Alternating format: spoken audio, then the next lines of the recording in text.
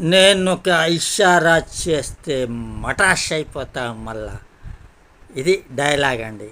ఇలాంటి డైలాగ్ ఎవరు వాడతారో తెలుసా? పొలిటికల్గా ఉండి టాప్ లెవెల్లో మంత్రులతో దగ్గర సంబంధాలు ఏర్పాటు చేసిన వాళ్ళు కానీ, మంత్రులు కానీ, జనరల్గా కొన్ని కొన్ని విషయాలు ఈ ఉంటారు కదా, గుండాగిరి దాదాగిరి చేసేవాళ్ళు కానీ, డబ్బులున్న వాళ్ళు కానీ వాడుతుంటారు. కొన్నిసార్లు సినిమాలలో కూడా హీరోలుగా ఉన్న వాళ్ళు కూడా మాట్లాడుతుంటారు ఇలాంటి డైలాగ్. నేను ఒక ఇషారా చేస్తే చాలు మళ్ళా మటాష్ అయిపోతావు అన్న డైలాగ్. ఇవి కొంచెం పంచింగ్ డైలాగ్లా ఉన్నది, జనాలకి ఆకట్టుకునేలాగా ఉన్నట్టు అనిపిస్తున్నది.